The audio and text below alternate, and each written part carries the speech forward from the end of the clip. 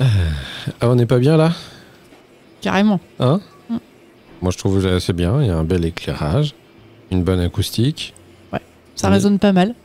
On est bien posé, c'est tranquille. Et le comptoir, Ouais, il est ouf. il est magnifique.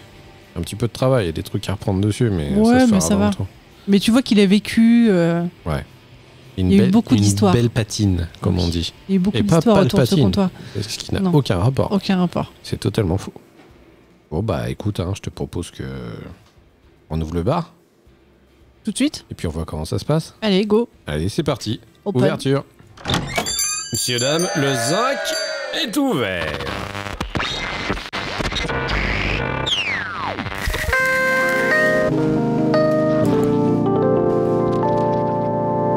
Alors, qu'est-ce que je vous sers?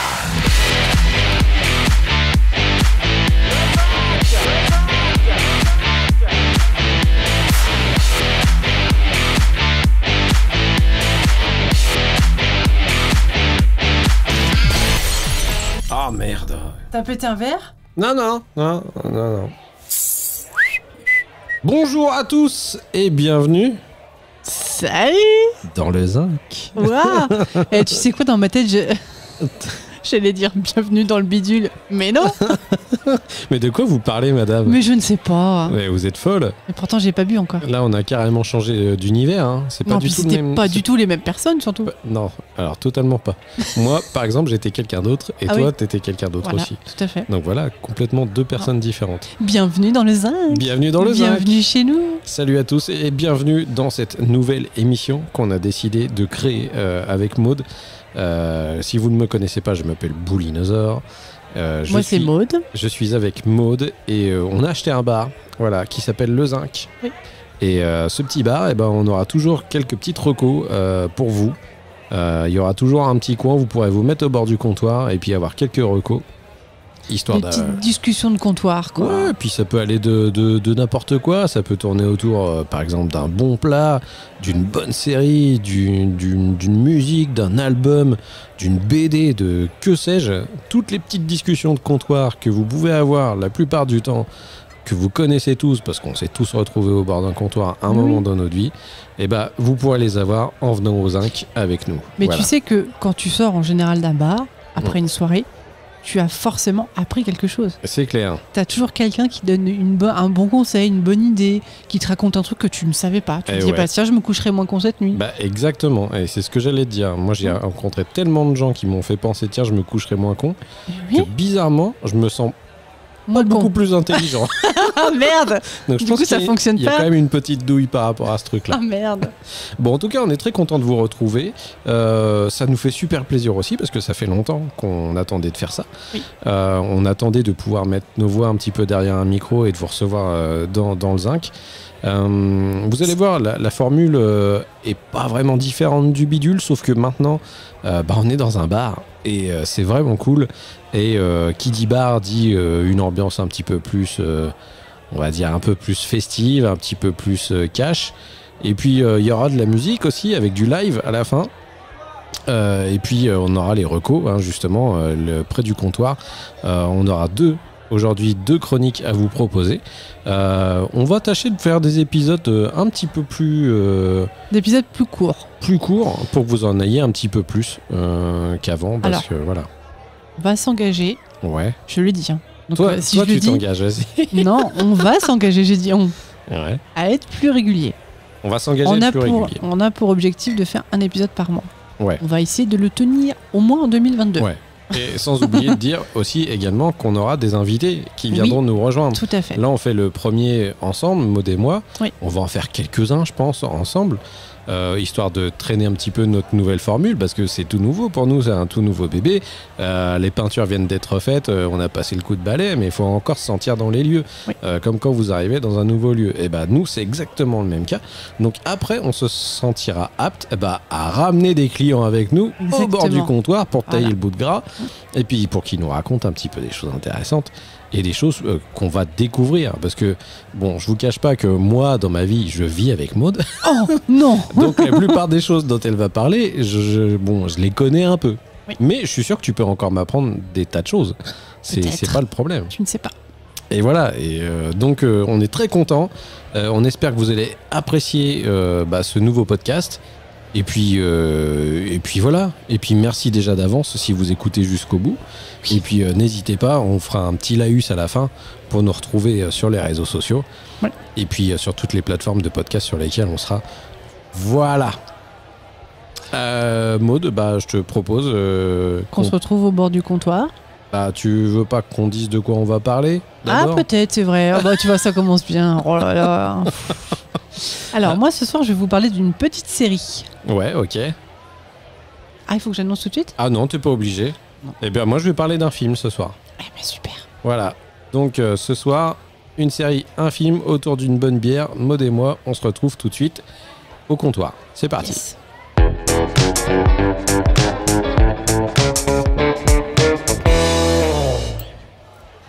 Et voilà, on est de retour. On est bien assis. Oh là là, mais ils sont confortables ces tabourets. Ils sont ces tabourets. Ouais, j'aime bien. C'est bien rembourré, hein. Ouais. Ah tiens, par contre, non, c'est bizarre. Quoi ? C'est un chewing-gum ? Chewing-gum. Oh putain, on a du ménage à faire. En tout cas, j'espère. C'était pas un chewing-gum. Bon alors, Maud, toi, t'as décidé de nous parler d'une série. Oui. Une petite série qui est sortie il n'y a pas très longtemps, qui est sortie en novembre 2021 sur Apple TV+. Ok. Qui s'appelle The Shrink Next Door. Alors, Apple TV+, qui est le service de streaming d'Apple. Oui, c'est ça. Pour les non-sachants. Oui, c'est vrai. Ouais. Tu as raison. Exact. Ça me paraît logique, mais c'est bien de le préciser. The Shrink Next Door. Donc c'est une mini-série de 8 épisodes de 45 minutes avec plusieurs super acteurs. Super acteurs, c'est-à-dire des acteurs avec des super pouvoirs ou... Avec des capes. Alors... non, dis pas ça parce que les gens vont croire que c'est vrai. Non, c'est faux. Oh là là. Donc il y a Will Ferrell, Paul Rudd et Catherine Hahn. Ok. Notamment. Pour des gens plutôt connus, quoi. Catherine Hahn est un petit peu moins connue peut-être, mais... un petit peu quand même. Mais un peu moins que... Un petit peu connue quand même. Oui. Genre, elle a joué dans Vendavision aussi également, Catherine Hahn. Mais Will Ferrell et Paul Rudd, nous deux, on aime beaucoup. Je pense que, puis les gens connaissent aussi un petit peu, quoi. C'est ça. Alors, je plante pas le bâton, mais la situation, le lieu. Planter le bâton. Votre problème, c'est le planter le bâton. Pourquoi je pense à ça ? C'est nul. Bref, donc on est au début des années 80 dans une communauté juive à New York. Ok. Les deux protagonistes principaux donc sont Martin Markovitch, dit Marty, qui est joué par Will Ferrell, et le psychiatre Dr Isaac Hershkopf, dit Ike. Qui est joué par Paul Rudd. Exactement. Donc ce que je vous ai pas dit, c'est qu'en fait cette mini-série en fait est tirée d'un podcast qui a été écrit et animé par Joe Nocera, qui est un chroniqueur qui a été chroniqueur sur Bloomberg. Ok. Donc en fait, ils ont fait la série sur ce podcast. Je trouve ça ouf de faire une série par rapport à un podcast. Qui est tiré d'une histoire vraie. Qui est tiré d'une histoire vraie. Oui. Ah d'accord, ok. Oui. Ah, le podcast est tiré d'une histoire vraie, du coup ils ont fait une série. Exactement. Du podcast. Okay. Exactement. Et en fait, Joe Nocera, donc ce chroniqueur, en fait, c'était le voisin du journaliste du thérapeute en fait de Ike dans la vraie vie en fait, et du coup qui a découvert plein de choses sur ce personnage-là. Et du coup, il a décidé d'en faire un podcast. Ok. Donc, on a Marty. Marty, en fait, il est l'héritier en fait d'une société, d'une manufacture, c'est ça, de vêtements. Il est l'héritier de ça. En fait, c'est un personnage un peu pâteau, un peu pas sûr de lui. Il a peur de tout. Dès qu'il a trop de stress, en fait, il commence à paniquer, il tombe. Enfin, c'est... Voilà. Ouais. Il n'est pas aidé. Il travaille avec sa sœur Phyllis, qui est mère célibataire de ses 3 enfants. Il l'aide beaucoup. Et ils sont tous les deux employés dans l'entreprise familiale. Ok. Voilà. Et donc, sa sœur Phyllis, en fait, est un peu... ils sont très proches tous les deux avec son frère Marty. Et du coup, elle décide de le faire rencontrer un psychiatre en disant il faut que tu t'améliores, il faut que si tu veux gérer la société, il faut que tu ailles mieux psychologiquement. Parce qu'elle le sent pas apte à diriger la société héritée, c'est ça ? Voilà, il est très très sensible, très très faible, on va dire, psychologiquement.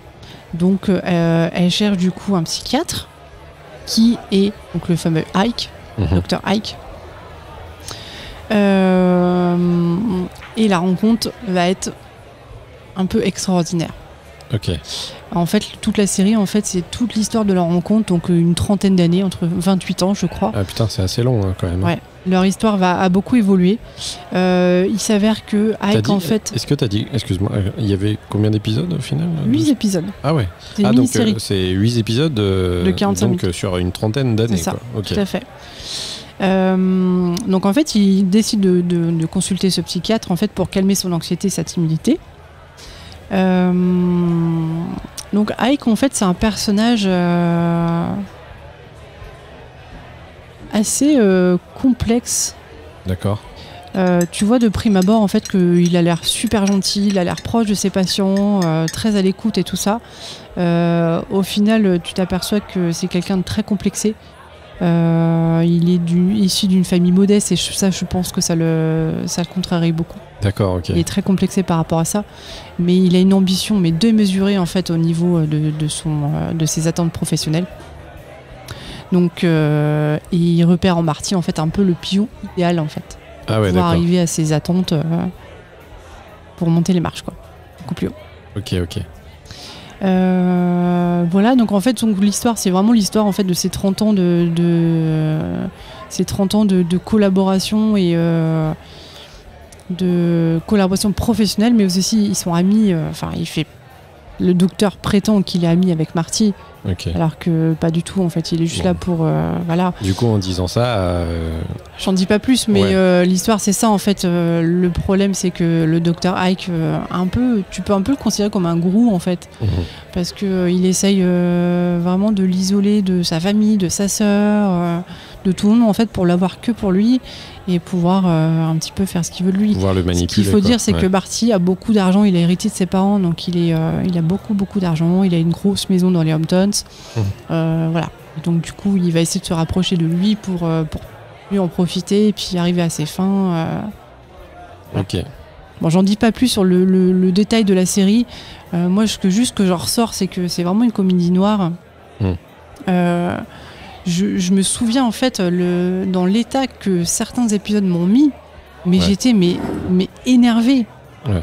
Parce qu'on peut le dire, le gros de cette série, c'est vraiment la frustration de la manipulation qu'on voit à l'image. Exactement. Et de se dire que le mec qui est trop gentil, qui se laisse avoir, ne réagit à aucun moment et se fait plumer de A jusqu'à Z. Tu vois qu'il se fait avoir, en fait, tu vois qu'il se fait manipuler, le pauvre. Il a tellement le cœur sur la main, il est gentil, il lui donne de l'argent, il fait tout ce qu'il veut.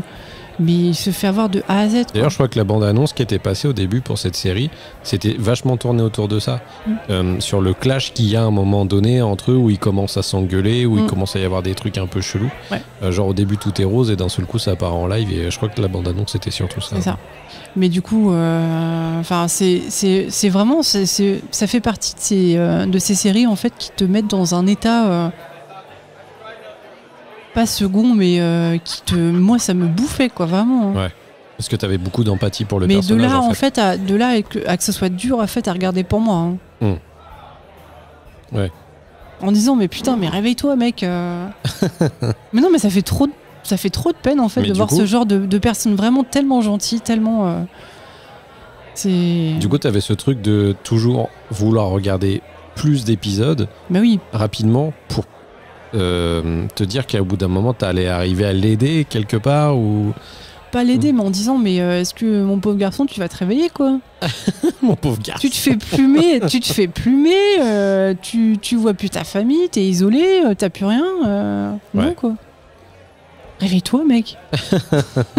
Bon, puis toi du coup qu'est-ce que t'as pensé un peu des acteurs et justement de la mise en scène, ce genre de choses? Faut dire déjà ça se passe il y a un petit moment, c'est les années 70, années 80. Années 80. Ouais. Donc la mise en scène, tout ce qui est photographie, la photographie est magnifique. Ouais, c'est vraiment belle. C'est un peu lent en fait. C'est pas une série en fait d'action, c'est très long, mais tu t'es tellement happé en fait par tout ce qui va se passer et par ce qui se passe que ça passe en fait. Ça passe. tu t'ennuies pas. Ouais. Tu t'ennuies pas. Et après, c'est une mini-série. Et quand tu sais que c'est tiré d'une histoire vraie, tu dis, mais putain, mais ouais, en fait, ça incroyable, quoi. Ouais. Comment ça peut arriver. Et à la fin, ça, de toute façon, vous pouvez les trouver, vu que c'était déjà sorti à partir du podcast. Vous pouvez voir les images des vrais protagonistes, en fait, de base. Et c'est vrai, ils étaient pas hyper loin non plus du truc, quoi. Ouais. Moi, je dis mention spéciale quand même à Will Ferrell. Ah, Will Ferrell, incroyable dans son personnage. Qui est vraiment incroyable. Et vraiment, comme tu le disais, t'as juste envie de lui faire un câlin et lui dire mec, je vais t'aider à t'en sortir parce que c'est pas possible, il y a quelqu'un qui se fout de ta gueule, je veux t'aider, quoi. Et, il est trop mignon. Ouais. Et Paul Rudd a un pauvre style là-dedans, dans cette série. C'est vraiment style des années 80, avec le costume vraiment trop grand, avec les épaulettes. Avec la beubare à la Robert Hue, un peu taillée. Quand tu vois Paul Rudd, il a été élu sexy l'homme le plus sexy du monde. Ouais, voilà. Et là, quand tu le vois dans ces séries, tu te dis non, pas du tout. Mais ils en ont fait exprès. Ils ont mis un petit bide et tout ça en plus. Mais un peu pas le beauf en fait, mais vraiment le pauvre homme en fait, qui a pas trop d'argent, mais qui veut paraître. Mais tu sais, c'est la deuxième fois que je vois qu'on voit Paul Rudd dans une série un peu différente des rôles qu'il a en général dans les films. Dans les films, il est toujours le mec un petit peu drôle, qui fait des films d'action et des machins, tout ça, qui est toujours un peu marrant quand même. Parce que bon, c'est de là d'où il vient aussi, un Paul Rudd, faire des blagues. Et les films de Judd Apatow et ce genre de choses, quoi. Et là, du coup, c'est la deuxième fois qu'on le voit dans un rôle. Alors l'autre, je sais plus comment s'appelait ce... Je m'en souviens pas, je comptais sur toi pour que tu me le dises. Je crois que c'était mes clones et moi, ou je sais pas quoi. C'est le truc où il a son clone, là. Ah oui, je vois ce que tu veux dire. Sur Netflix, je crois que c'était une production Netflix. Elle est très bien, cette série. Ouais, c'était vraiment cool. Living with Yourself. Ah, c'est ça, Living with Yourself, qui était vraiment excellent. Et c'est la deuxième fois qu'on le voit dans un rôle un petit peu plus... sérieux. Où il y a des côtés un peu obscurs aussi du truc et tout ça. Et là, il y a vraiment une intensité de... le mec est jaloux, quoi. Le mec est jaloux de la situation, de la vie des autres et veut croquer chez tout le monde, quoi. Et je trouve ça ouf. Et vraiment, vraiment, tu le ressens super bien. Et moi, c'était un peu pareil que toi. J'étais un peu dans le même état. Pourtant, je suis un peu moins intense dans les trucs quand je regarde. Toi, tu te fais vachement happer plus vite que moi. Oui. Tu te fais vachement mordre plus vite. Mais j'avais un peu les boules pour lui aussi. Et j'étais un peu énervé contre Paul Rudd aussi dans cette série. Je pense que vraiment ce qui intensifie l'histoire et la sensation, en fait, c'est vraiment le fait que ce soit tiré d'une histoire vraie. Parce qu'après, tu dis que bon, c'est de la fiction, ok, t'es dedans, mais pas plus que ça. Les traits sont toujours exagérés dans les séries, mais ça aide à la mise en scène. C'est romancé. Ouais. Mais les bases sont là, quoi. Ouais. Mais bon. Et ce qu'il faut savoir aussi, c'est que quand Will Ferrell et Paul Rudd ont appris que du coup, il y a une série qui allait être tournée sur cette histoire-là, en fait, ils ont foncé, en fait, ils voulaient absolument jouer les rôles. D'accord, c'est eux qu'on demandait carrément. Ouais. Okay. Et voilà, apparemment, il y avait une très bonne ambiance sur le plateau et tout ça, ça rigolait et tout ça. Okay. À l'image des deux acteurs, quoi. Et je crois que Paul Rudd est producteur de la série ou je sais plus quoi, enfin il me semblait, ou peut-être Will Ferrell, enfin un des acteurs est producteur de la série, je crois, ou je sais plus quoi. Je sais plus, mais en tout cas très belle série. Bon, une fois de plus, ça on en a jamais parlé du coup, parce qu'on en a jamais parlé dans les podcasts, vu qu'à l'époque on regardait pas, mais une fois de plus, les séries Apple TV+, y a un truc, quoi. En fait, ils en sortent pas beaucoup. Ils sont pas sur la quantité, mais la qualité, l'image en général. Ouais, la photo dans les séries Apple sont vraiment mortelles. Est incroyable. Ouais.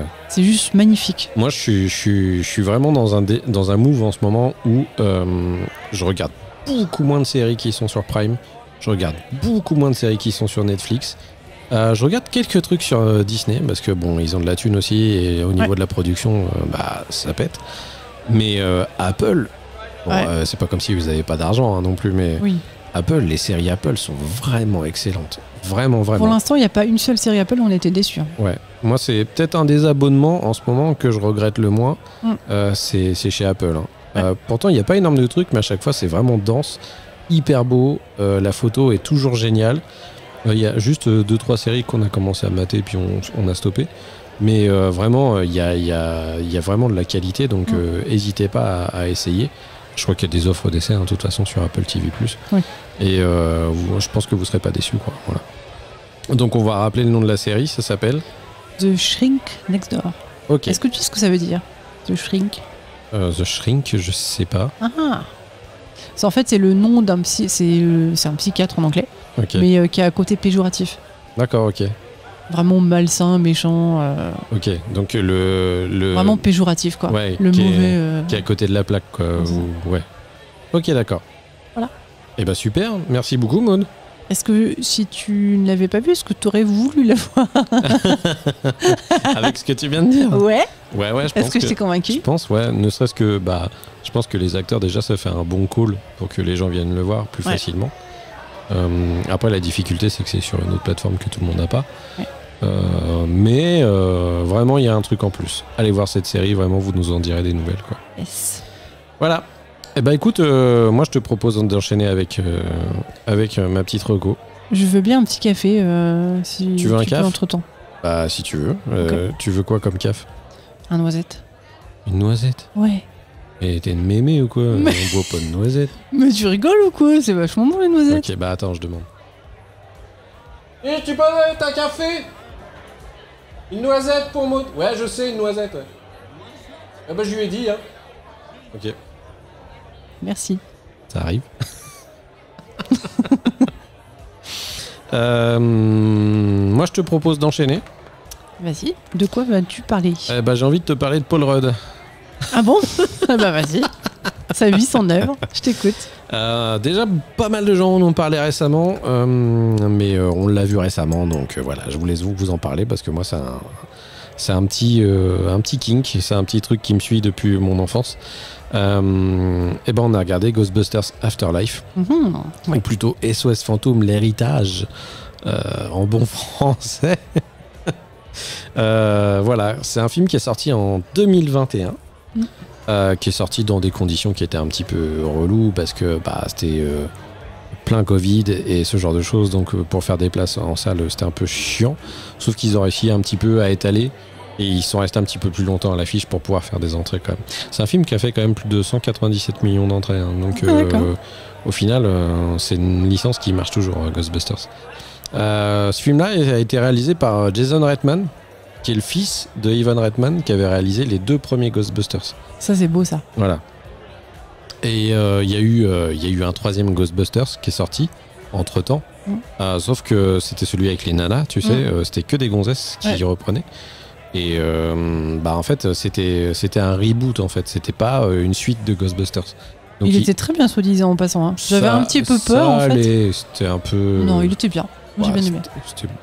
Ouais. C'était pas mon préféré. C'était moins pire. Quoi. Voilà. Donc voilà. Donc le 3e était un petit peu en dehors de la temporalité Ghostbusters. Et celui qui est sorti là, Afterlife, est vraiment le vrai 3e Ghostbusters, on va dire. Vraiment la suite. Voilà. Dans les acteurs, on peut retrouver McKenna Grace qui fait la petite fille, la principale actrice protagoniste du film. Voilà. Il y a Finn Wolfhard qui est dans Stranger Things, qui est un des personnages de Stranger Things. Qui a beaucoup grandi. Hein. Ouais.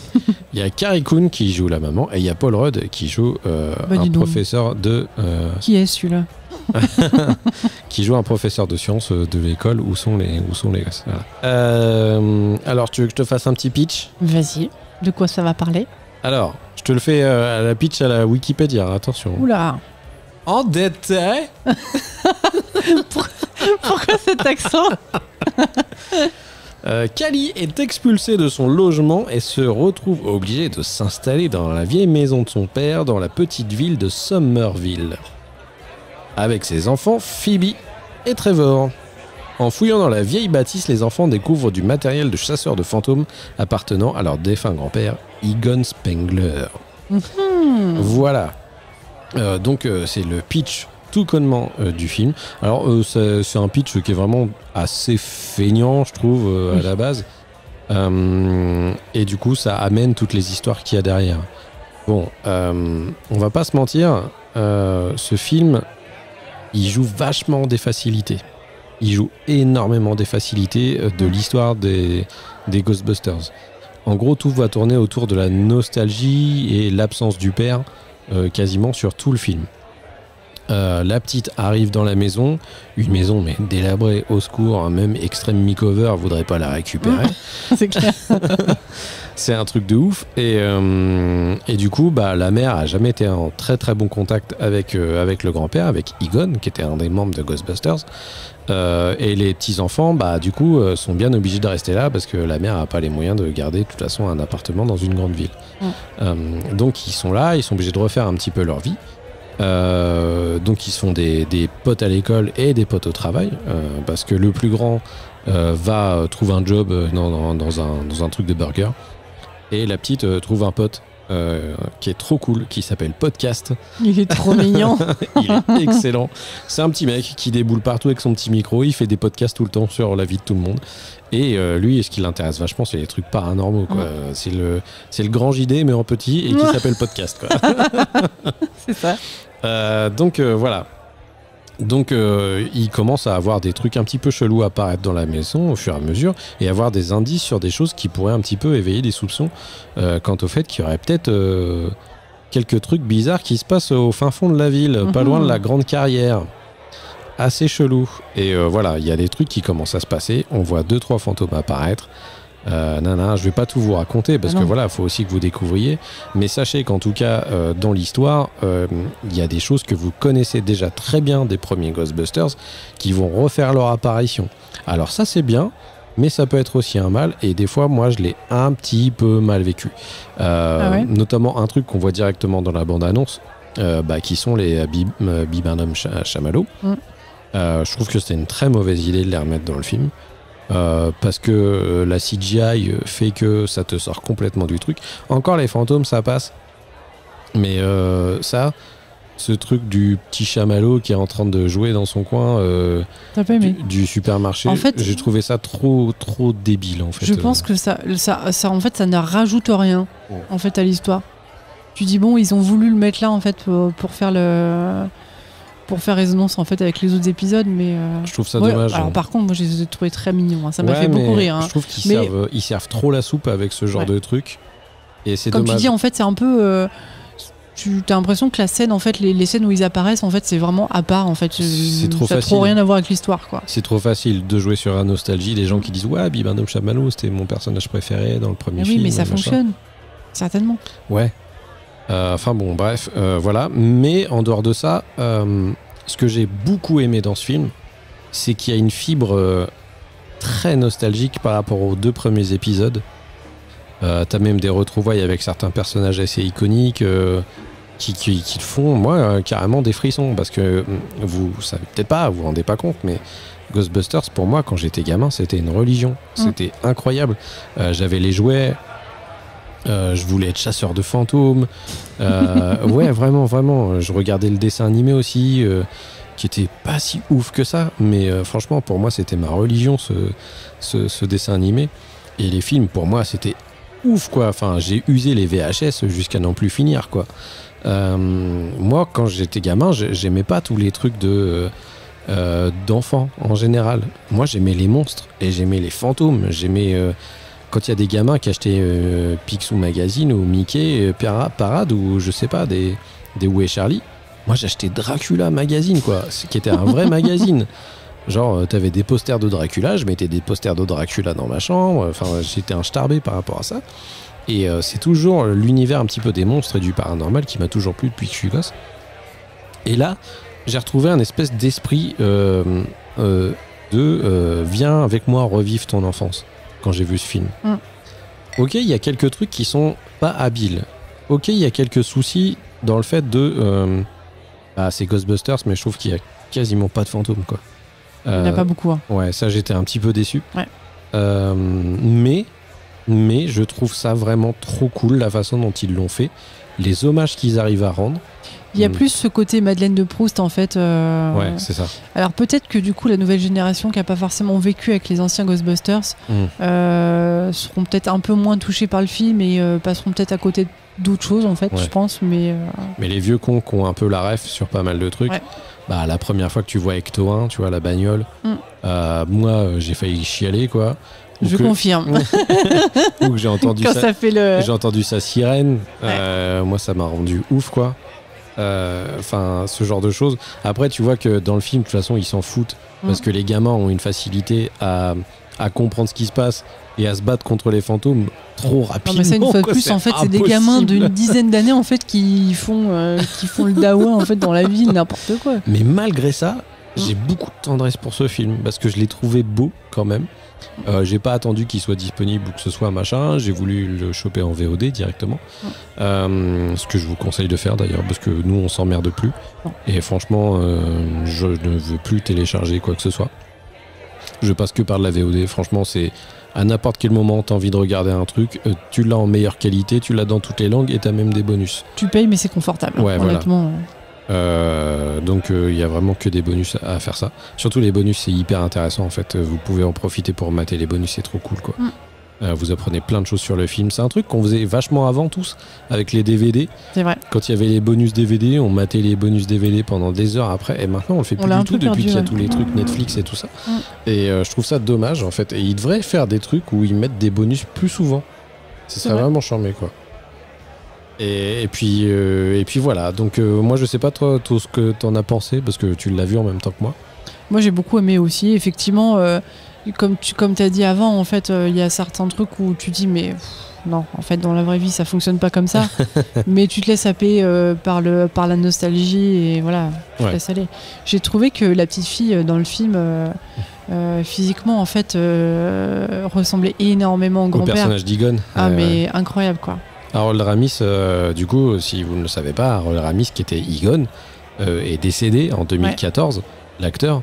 Donc, pour pouvoir le remettre un petit peu en scène, bon, je veux pas trop non plus vous spoil, mais ils ont été obligés de faire appel à certains effets spéciaux qu'ils avaient déjà utilisés, notamment dans Star Wars, je crois qu'ils avaient utilisé ce genre de truc et tout ça.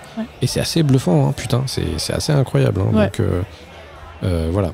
Donc, c'est un film qui est plein de nostalgie. Les effets spéciaux sont vraiment bien branlés quand même. Hein, c'est super bien foutu.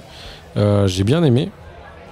Mais je suis pas sûr que tout le monde arrive à avoir la tendresse que nous on y a retrouvé. Si t'as pas porté d'importance aux premiers épisodes de Ghostbusters, je suis pas sûr que tu puisses vraiment. Après, en fait, tu peux très bien avoir vu les premiers épisodes, mais si tu les as vus sur le tard, en fait, tu n'as pas, en fait, comme tu disais, en fait, tu n'as pas vécu ton enfance avec. Ouais, c'est ça. Tu n'as pas grandi avec, donc c'est différent. T'as un affect qui est différent, qui est autre. Après, nous, on arrive à des âges, je veux dire dans la quarantaine, où si t'as pas vu. Non, mais toi, la vingtaine. Oui, moi, merci. Moi, quarantaine.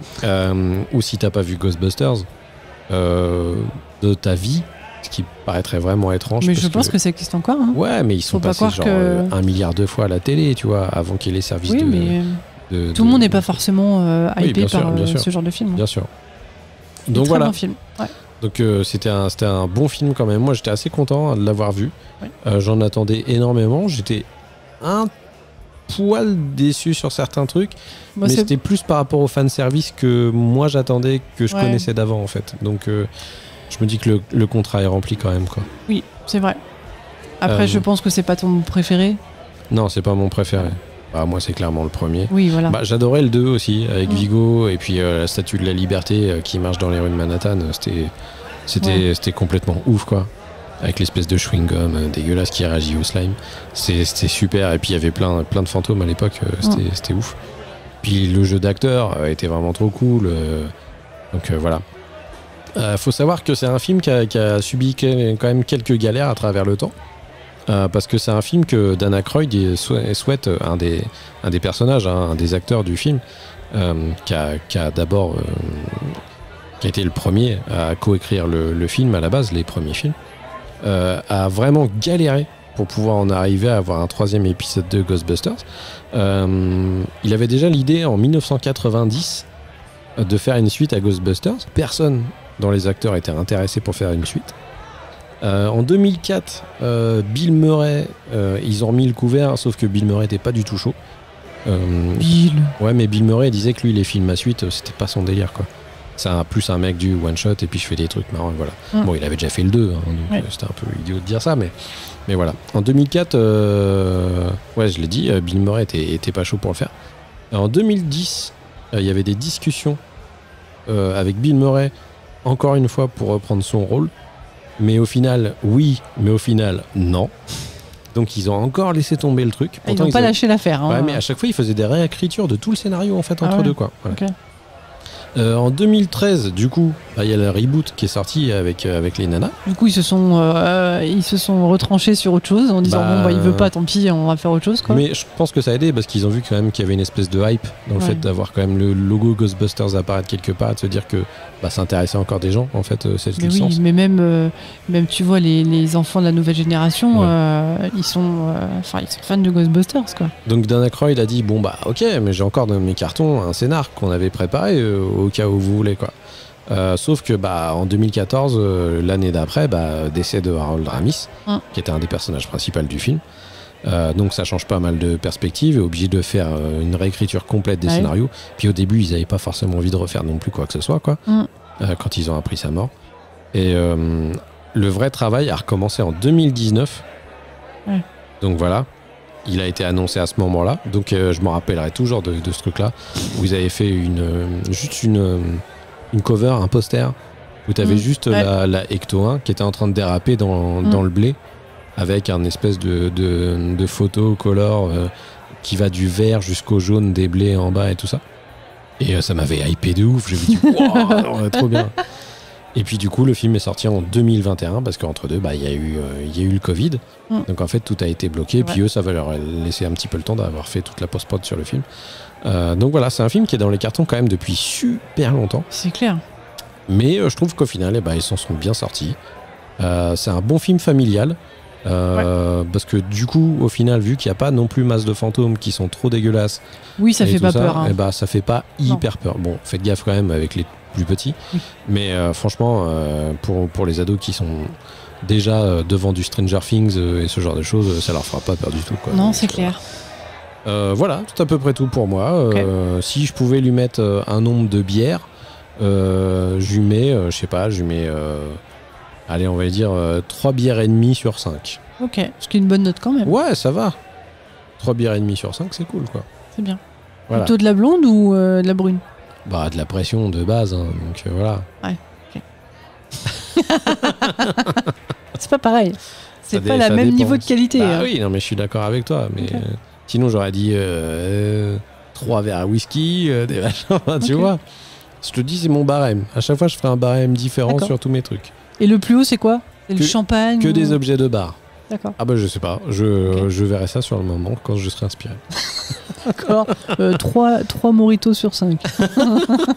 Le mojito, c'est que ce sera plus en été. D'accord. Voilà, ok. Chaque saison. Et je me disais, au niveau de Ghostbusters, en fait, ils n'ont jamais voulu faire de série de réadaptation. Il y a eu du jeu vidéo. Il y a eu des jeux vidéo qui ont été faits pas mal. Il y en a un qui était sorti, je crois qu'il avait été scénarisé par Telltale, qui était sorti d'ailleurs sur iPad aussi et tout ça, qui était plutôt bien foutu. Et d'ailleurs, il y a une partie des scénars qui avaient été repris pour ce jeu vidéo-là, qui était issu des scénarios que Dan Aykroyd avait fait réécrire entre deux quand Bill Murray voulait pas rejoindre l'équipe. Et du coup, ils avaient choisi de reprendre certaines lignes de ce scénar pour pouvoir faire le jeu vidéo. Okay. C'est marrant parce que du coup, à l'époque aussi, j'ai l'impression d'être Tales from the Click. Bon, voilà. Sur Ghostbusters, à un moment donné, comme il était tellement désespéré que Bill Murray voulait pas revenir dans le film, ils avaient dit on se passe de Bill Murray, mais on trouve quelqu'un d'autre. Et à un moment donné, ils avaient pensé à Ben Stiller pour rejoindre l'équipe, en fait. Ben Stiller. Ouais. Ok. Ils reprenaient un peu les équipes SNL et tout ça, des gens qui connaissaient un petit peu d'époque, qui étaient marrants et tout ça, et ils voulaient récupérer Ben Stiller pour le faire. Ok. Voilà. Donc ça aurait pu avoir un Ben Stiller dans l'univers Ghostbusters. Ça aurait été bizarre quand même. Mais bon. Ouais. Puis sans Bill Murray, voilà quoi. Enfin, moi je suis désolé. C'est clair. Ça change tout, quoi. Mais du coup, je pense que ça aurait en format série, je pense que ça pourrait fonctionner. Hein. Ouais. Pas forcément avec les acteurs, mais sur l'univers Ghostbusters, en fait. Je pense qu'ils ont eu des propals, c'est forcé. C'est obligé. Ah oui. Il y a tellement, en ce moment, ça marche tellement bien, en fait, de refaire des séries sur... Puis c'est facile, tu vois, c'est facile. Une série de chasseurs de fantômes. Enfin, voilà, quoi. Il y en a déjà plein qui sont bien. Mais ça marcherait de ouf, quoi, donc... Comment elle s'appelle, celle... justement, celui qui voit des fantômes, la série... Ouais, mais ça c'était. Ah, mais c'est tellement drôle cette série. Ouais, je sais plus comment ça s'appelait, mais c'est avec l'acteur qu'on aime bien. Là. Ouais. Ok, bah, je sais plus comment ça s'appelle. Mais ça, c'est un peu con parce que du coup, les gens vont se demander ce que c'est. Eh ben, peut-être que j'en parlerai dans le prochain épisode. Ah bah voilà, carrément. Et si vous avez trouvé le nom du film, de la série... C'est pas Sixième Sens, on vous le dit d'avance. Hein. Bon bah voilà, écoute, merci. On a fini avec ces recos de comptoir. Ouais. Je te propose qu'on aille se reposer un petit peu pas loin de la scène, ouais. Parce que là, du coup, il va y avoir un petit concert qui va commencer. Ah, il y a un petit live ce soir ? Ouais, il y a un petit live. Et un groupe qu'on aime plutôt bien, toi et moi, en plus. Ah ouais ? On a beaucoup de chance de les avoir ce soir. C'est toi qui les as programmés, moi je suis pas au courant. Je suis programmateur du Zinc musical, hein, donc de toute façon, fais-moi confiance, Maud. Moi je suis la trésorière, c'est ça ? Bah oui. Moi c'est la caisse. C'est toi qui le dis. Hein, et je ne fais pas d'âme pipi par contre, hein. Je refuse. Hein. Bon, allez, on se retrouve tout de suite près du live. C'est parti, près de la scène. Ouais, on se calme, on se calme. Ils sont venus tout droit de Los Angeles. Ils sont signés chez L4 Records. Nous, on les aime énormément. Avec Maud, on les a vus, c'est nos potes. Ils viennent manger du couscous. Du couscous à la maison. C'est pas vrai. Tout de suite, on vous laisse avec The Interrupters qui vont vous jouer Take Back the Power. C'est parti. Ouais.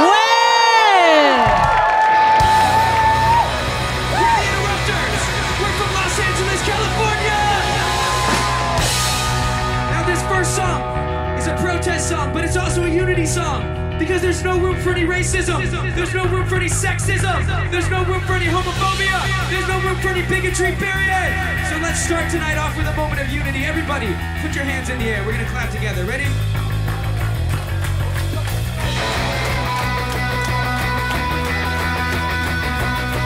I love you already! What's your plan for tomorrow? Say!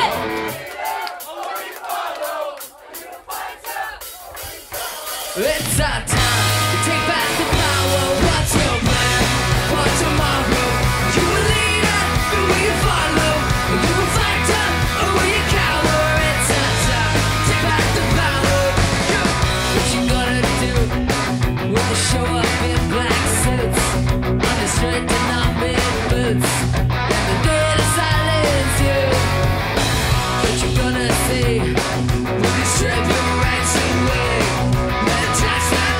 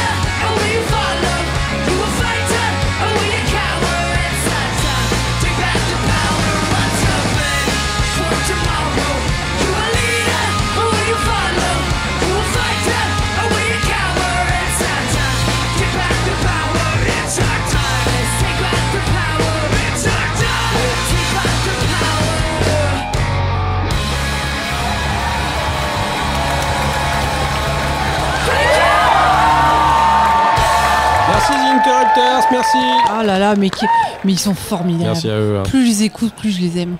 Donc surveillez un petit peu tous les réseaux sociaux parce que The Interrupters sort bientôt un nouvel album, sachez-le. Ils ont sorti un single qui est sorti il n'y a pas très longtemps et si vous avez aimé ça, et ben vous allez aimer ce single parce qu'il est un peu dans le même style. Si vous aimez un petit peu le rocksteady, le ska punk et tout ça, bah, vous allez kiffer. Ils sont incroyables. Quoi. Ça sent bon Vraiment. le soleil Ah et ouais. j'adore cette nana. Je trouve qu'elle a une voix complètement ouf quoi. C'est clair. Puis bon, elle est pas moche non plus. Bah, c'est toi qui le dis, hein. Ah bah je confirme, elle est bonne. Elle est bonne. Monsieur, dame, on en a terminé. On va fermer le bar. Monsieur, dame. Bah ouais. Bah oui, il est 2h hein, quand même, il faut y aller. Hein. Bah là, il va falloir bouger vos culs hein, parce qu'on a encore le sol à nettoyer. Puis il y en a un autre qui m'a acheté un renard là, pas loin des chiottes. Oh putain, ça commence. Bah je te laisse le faire hein, parce que moi, ah non, alors ça je non. J'ai un truc à renard faire. pour moi, renard aussi. Hein. Non mais je dois aller compter les pistaches moi. Ah non. Ah mais je suis sûr qu'il y a quelqu'un qui nous vole des pistaches. Non. Un voleur de pistaches. Ouais. Non mais c'est gratuit les pistaches. Ouais, barrez-vous les marauds. Ouais, ils veulent pas se barrer. T'as toujours des résistants au fond là. Bon, nous en tout cas on vous laisse, on vous dit à la prochaine dans le bar, on espère que ça vous a plu. Si jamais vous voulez nous retrouver sur les réseaux sociaux, Maud, qu'est-ce qu'on a de beau? Eh ben on a Twitter, @le Zinc Podcast. Yes. On a une page Facebook. Ouais. Bon, on mettra on juste y est les parce épisodes que dessus. il faut y être, mais voilà, le Zinc. Voilà. Le Discord, on est sur le Discord. Tout ça sera écrit dans les notes de l'émission. Hein. Bien sûr, comme d'habitude. Exact. Oui. Rejoignez-nous sur le Discord. Ouais, le Discord, c'est là où on interagit le plus avec les gens. Oui, c'est ça. On parle de tout, de rien, vous pouvez changer. Et vous avez des petits endroits pour mettre plein de recos de votre côté aussi là-bas, donc c'est vraiment cool. Et puis vous pouvez directement nous poser des questions ou nous faire des retours sur l'émission directement sur le Discord. On aimerait bien, je sais que c'est compliqué de faire des retours sur des podcasts. Ouais. Nous-mêmes, on ne les fait pas forcément à chaque fois, mais pour un premier épisode, je pense que ça compte. Ouais. Dites-nous ce que vous en pensez. Et il y a d'autres moyens aussi de le faire, c'est notamment via les plateformes d'écoute. Vous pouvez le faire directement sur Spotify, vous pouvez nous laisser des commentaires ou des notes sur Spotify. S'il vous plaît, mettez-nous des petites étoiles sur Spotify, ce serait cool. Ça prend 3 secondes à mettre une note sur Spotify. Exactement. On mettra en place aussi du coup sur Spotify, parce qu'ils permettent de le faire, des petits sondages ou des petits trucs pour vous demander ce que vous en avez pensé ou ce que vous avez préféré, ou si juste vous avez des retours à nous faire. Il y a même un système, je pense, de messages, que vous pouvez nous laisser des messages audio, j'avais vu ça. Donc on essaiera de mettre ça en place si vous voulez nous laisser un petit moment, et puis on passera dans la prochaine émission. Comme ça, on vous écoutera un petit peu. Et puis, du coup, on sera disponible sur Spotify, Apple Podcast, Google Podcast, Deezer, Amazon Music, Podcast Addict bien sûr, et tous les autres providers de podcasts qu'il y a derrière, ou tous les outils que vous utilisez. On va se démerder pour qu'on soit dessus. Peut-être au début on sera pas sur tout, parce que ça arrive au fur et à mesure, vous le savez, au début quand on met un flux à jour. Mais au moins sur les principaux. Voilà. Et puis bien sûr, vous pouvez nous retrouver chacun sur Twitter, Maud et moi. Donc Maud c'est @mahudel et moi c'est @boulinosaure. Voilà. Bravo Boulinosaure. C'est moi Boulinosaure. Vous sentez très bon, apparemment. Appelez-moi Bouli plutôt, parce que vous pouvez vous le permettre. Voilà. Bouli pour les intimes. Voilà. Et on a acheté un bar ensemble quand même, j'ai le droit de t'appeler Bouli. Ah oui, t'es autant là pour payer que moi, tu peux m'appeler Bouli. Tu peux m'appeler comme tu veux, t'as payé la moitié du bar. Ah, c'est gentil. Appelle-moi connard, si tu veux. Connard, un café, s'il te plaît.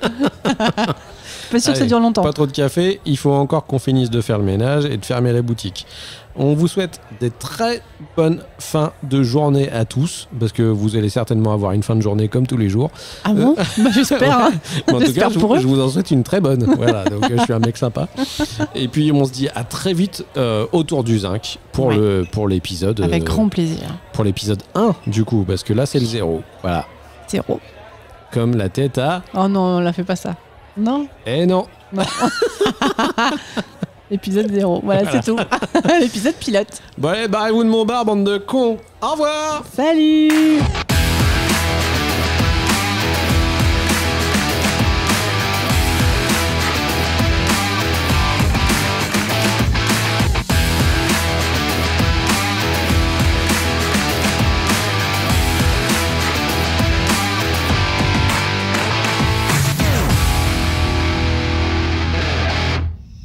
Allez hop, on ferme. Faut pas rester là. Coucou. Salut. On commence pas comme ça. Hein. Ah, je sais. Bon, tant pis, on va refaire.